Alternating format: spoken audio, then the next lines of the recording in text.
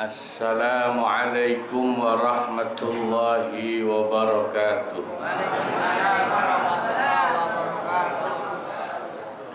Ila hadratin nabiyil mustafa sayyidina Muhammadin sallallahu alaihi wasallam, khususan syekhina al-mukarram wa muallifi hadzal kitab wa syarihihi, radhiyallahu anhum wa daman naf'a bihim wa bi'ulumihim. Syai'ulillah lahumul Fatihah. A'udzu billahi minasyaitonir rajim. Bismillahirrahmanirrahim. Alhamdulillahirabbil alamin.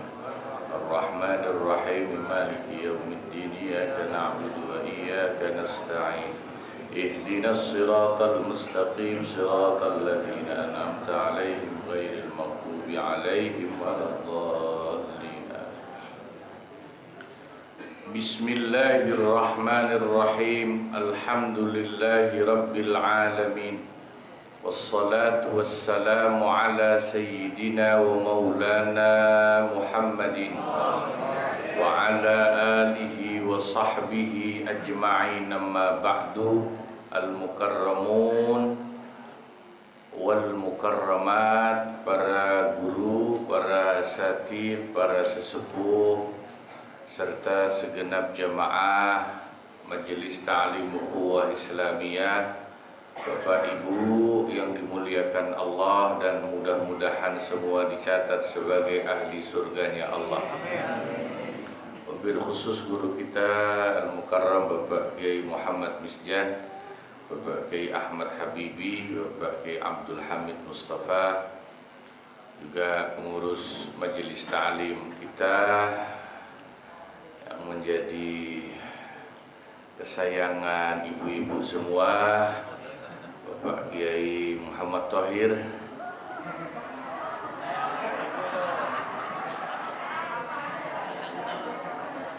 juga pengurus Masjid Babur Rahim, ya, semuanya yang hadir. Saya mohon maaf tidak sebut satu persatu. Insya Allah mudah-mudahan semua mendapat berkah dari Allah Subhanahu wa ta'ala fi dunya wal akhirah.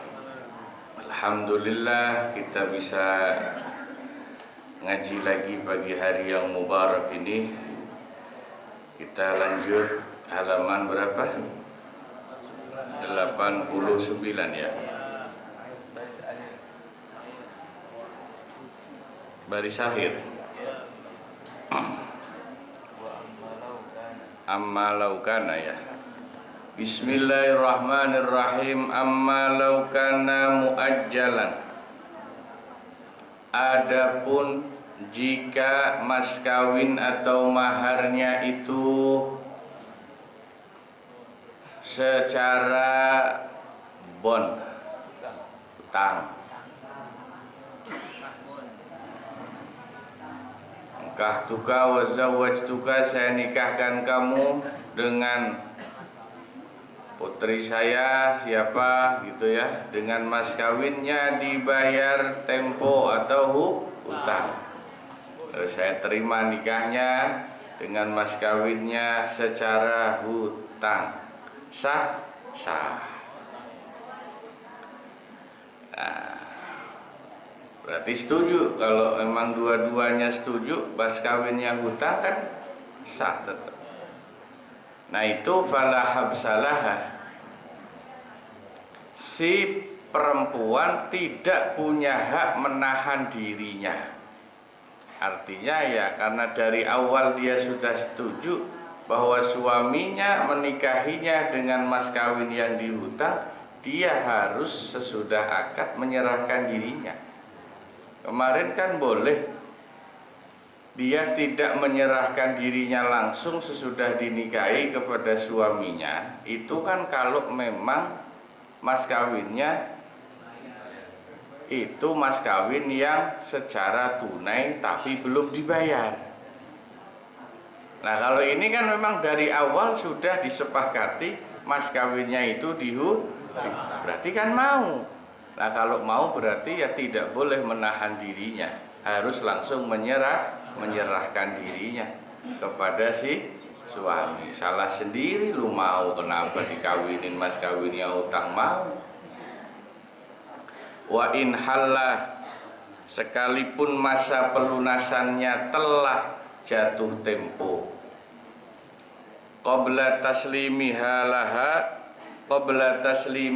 nafsaha lahu, sebelum si perempuan menyerahkan dirinya kepada suaminya.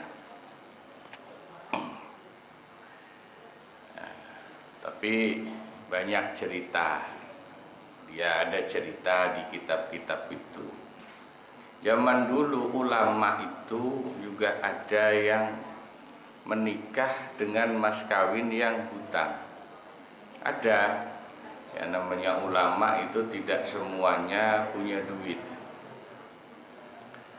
Tapi ulama itu ngerti hukum. Kalau dia belum ngasih mas kawin ke istrinya, artinya masih ngutang. Itu kalau diomelin istrinya, dia diem. Kalau diomelin istrinya itu, diem, nggak ngelawan. Karena sadar, dia belum bayar mas kawin. Alias mas kawinnya masih hutang. Jadi kalau ada laki-laki kok mas kawinnya masih ngutang, atau misalnya sudah bayar mas kawinnya, tapi karena kebutuhan terus mas kawinnya dipinjem lagi ya masih suaminya. Kan kadang ada yang begitu ya. Karena kepepet, mah kata suaminya, tuh dulu kan waktu nikah saya ngasih mas kawin gelang sama kalung, saya pinjem dulu dah, bakal modal dagang misalnya. Terus dipinjemin sama istrinya, berarti kan masih punya utang mas kawin tuh sama istrinya. Itu harusnya si suami itu sadar, kalau masih ngutang mas kawin itu kalau diomelin nurut sama istri itu, jangan ngebantah ya. Udah ngutang nggak nurut sama istri ya. Maunya enak. Nah ini nih ya, insya Allah kalau habis ngaji begini nanti pulang kadang suka dipraktekin sama ibu-ibu nih. Mentang-mentang suaminya punya utang langsung diomel-omelin.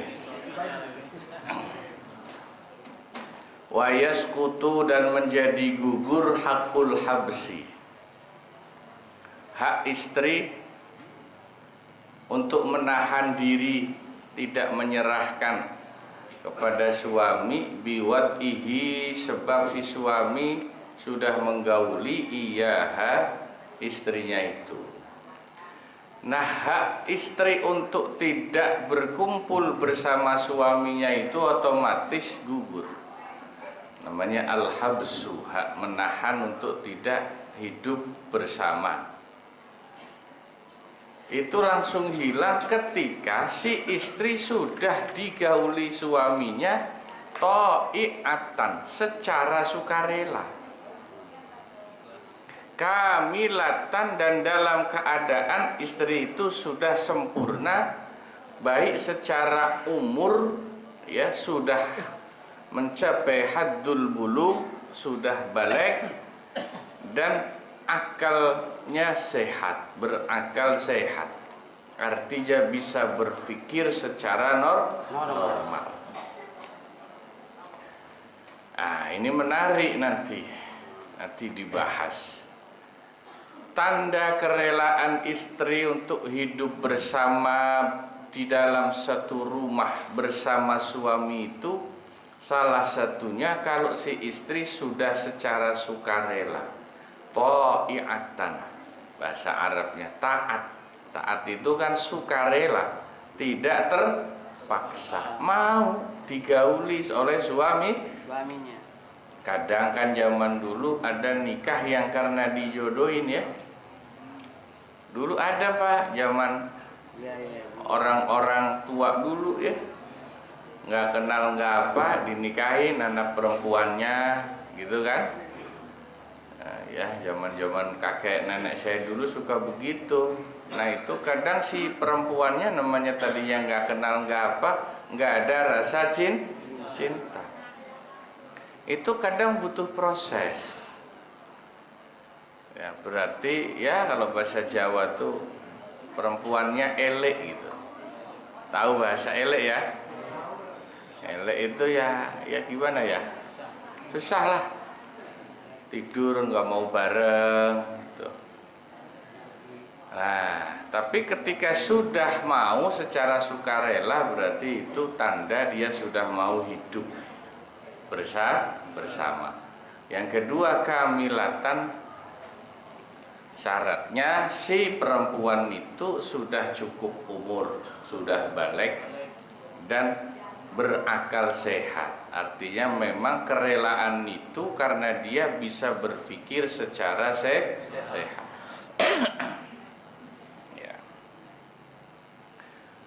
Fali ghairiha, maka bagi selain yang kamilah, perempuan kamilah, artinya perempuan yang belum balik dan atau tidak bisa berpikir secara sehat, ya akalnya tidak normal, tidak sehat, al-habsu ba'dal kamal, nanti dia tetap ditahan, tidak langsung boleh hidup bersama suaminya, boleh memilih untuk menahan ba'dal kamal, sesudah sempurna usia baliknya dan bisa berpikir secara sehat.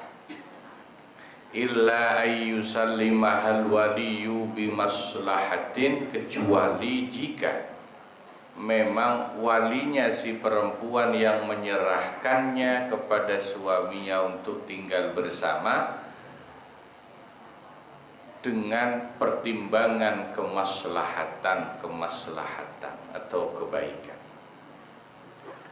Nah ini perlu saya ulangi dan garis bawahi, bahwa menikahnya perempuan secara Islam itu memang secara fikih, ini ya, tapi harus dengerin baik-baik ya, supaya tidak salah paham.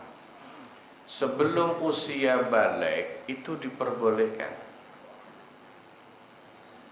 ya, sebelum balik. Tetapi kalau sebelum balik ya tadi, fali ghairiha al-habsu ba'dal kamal, tidak boleh langsung diberikan untuk tinggal bersama suaminya. Itu dalilnya adalah nikahnya Rasulullah SAW dengan Sayyidatina Aisyah binti Abu Bakar radhiyallahu anhuma. Menurut riwayat-riwayat yang sahih, ya, memang ini banyak perdebatan. Aisyah itu menikah, akad nikah dengan Nabi itu usia situn atau sabun, 6 atau 7 tahun. Tapi tidak tinggal bersama Nabi langsung. Adapun baru tinggal bersama Nabi itu sesudah usia 9 tahun Siti Aisyah. Karena 9 tahun itu sinul bulu, usia masuk balik bagi perempuan. Artinya sesudah Siti Aisyah balik. Nah, mungkin kalau sekarang kan aneh, makanya banyak mengkritik, lah itu kan nikahin anak kecil berarti Pak. Memang kalau pakai usia sekarang, ya 9 tahun itu sih sudah balik, tapi dianggap masih kecil. Tapi kita tidak bisa menyamakan Siti Aisyah usia 9-10 tahun dengan anak perempuan sekarang. Anak perempuan sekarang 9 tahun sudah mungkin ya, dah haid. Tapi secara kedewasaan dan akal jauh. Anak umur 9 tahun baik laki perempuan sekarang 9 tahun ngertinya main gundu, Pak. Ya. Kalau perempuan main bekel. Tapi Siti Aisyah 9 tahun cerdasnya luar biasa. Pinternya luar biasa. Jadi kedewasaannya tidak bisa disamakan. Itu baik secara fisik maupun mental. Nah, jadi sebetulnya sah. Ya, kita bisa lihat contoh lainnya. Di zaman Nabi Muhammad SAW, memang orang itu nggak bisa disamaratakan. Ada sahabat Nabi namanya Amr bin Salamah. Usia 7 tahun, laki-laki ini. Itu sudah mengimami sholat di kampungnya.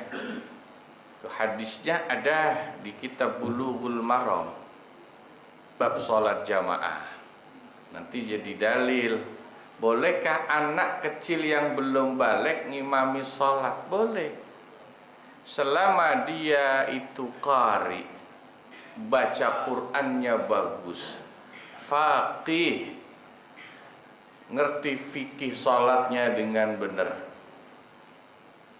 Boleh ngimami yang makmumnya orang-orang tua, yang kebetulan makmumnya nggak pada bisa ngaji, itu sah.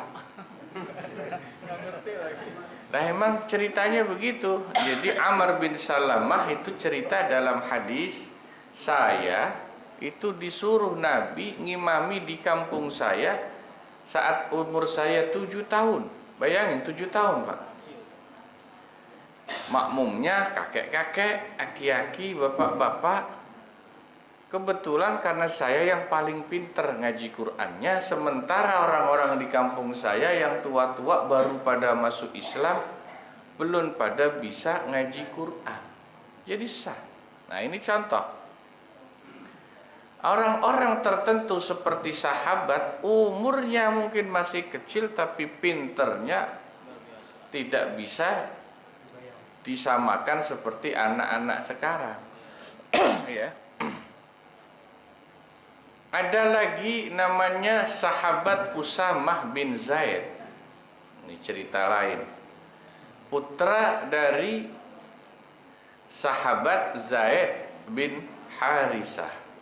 Sahabat Zaid bin Harisah itu dulu pernah diangkat anak sama Rasulullah Sallallahu Alaihi, dan namanya diabadikan dalam Al-Quran. Zaid bin Harisah itu disebut, makanya dimuliakan Allah. Falamma qadha Zaidum minha watara. Itu punya anak namanya Usamah bin Zaid, terkenal ini.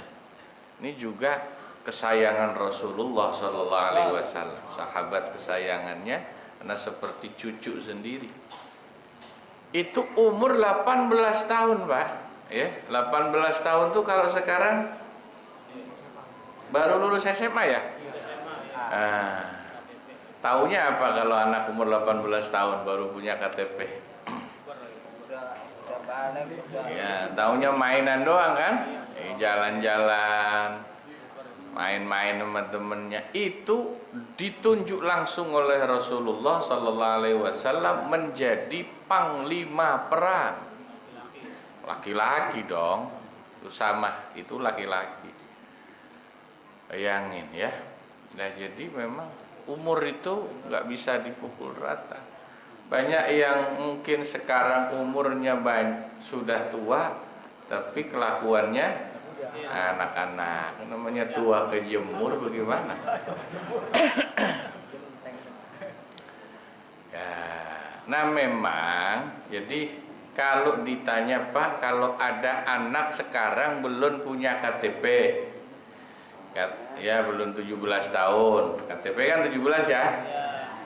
Terus mau nikah, kalau nikah sih di Indonesia baru bisa umur minimal 18 ya, 18 kayaknya.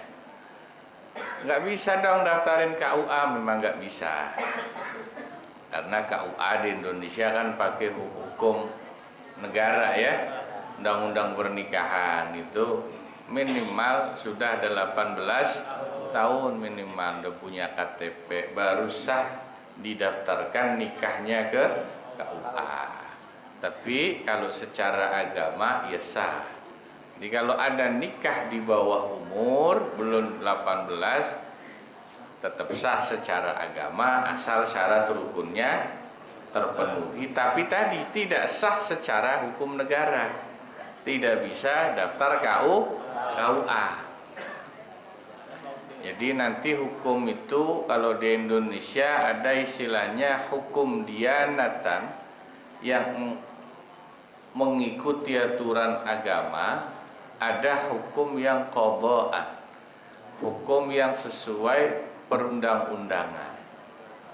Bisa jadi sah secara agama tapi belum tentu sah secara ya, saya ingat dulu cerita nenek saya, dia nikah umur 13 tahun. Zaman dulu kan masih kecil-kecil udah dinikahin tuh ya. Nenek saya tuh sekitar 13 tahun cerita. Ya baru lulus SD itu mah. Dan memang zaman dulu anak perempuan lulus SD SMP udah dinikahkan sama orang tuanya banyak. Ya kan zaman dulu nikah nggak perlu KUA Pak, zaman dulu Belanda, Jepang. Nah sekarang bagaimana? Ya bagusnya sih kalau mau afdol ya nunggu aja dah, nunggu cukup umur sehingga bisa daftar ke KUA. Kenapa tadi? Karena umurnya orang-orang dulu dengan orang sekarang beda, kedewasaannya beda, ilmunya beda. Umur 13 tahun perempuan zaman nenek saya udah bisa ngapa-ngapain sendiri, masak, nyuci, semua kerjaan rumah bisa, karena udah dididik. Perempuan zaman dulu hidup prihatin. Zaman sekarang kan enggak, anak perempuan umur 13 tahun SMP taunya kan main HP, masak nasi gosong. Ya. Ya, jadi memang itu yang harus diperhatikan ya. Wa tumhilu wujuban linahwi tanadzufin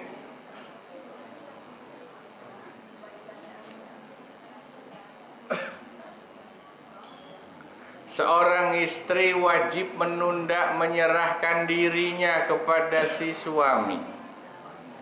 Malah ada kalanya istri wajib menunda menyerahkan diri untuk tinggal bersama suami karena alasan seperti tanadzuf, untuk mandi membersihkan diri, bitolabi minha au min waliha, baik itu sebab permintaan dari si istri sendiri atau dari walinya si istri. Ma yarahu qadin min salasati ayyamin fa'aqal, selama waktu yang pantas dilihat oleh qadhi atau hakim maksimal 3 hari. Tidak boleh lebih dari 3 hari tapi menundanya. Lalin qita'i haidin wa nifasin, tapi tidak boleh menunda untuk tinggal bersama suami kalau alasannya nunggu selesai haidnya atau nifasnya. Jadi begini, ada kalanya istri boleh menolak, bahkan wajib, untuk tidak langsung tinggal bersama suami kalau memang waktu dinikahin dia belum mandi, belum bersih-bersih, belum dandan, kira-kira begitu. Tapi ini sih rada jarang ya. Masa ada perempuan dinikahin belum mandi, masih belok pulang dari pasar, kan kayaknya aneh ya. Iya pasti udah dandan dong. Tapi misalnya dinikahin tapi belum dandan, belum mandi, belum bersih, itu boleh dia. Tapi nggak boleh lebih dari 3 hari menundanya.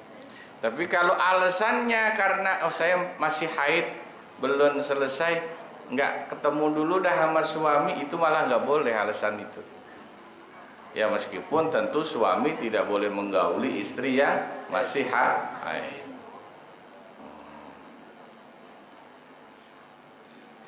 Naam law khasyiyat annahu yata'aha wallahu a'lam bishawab.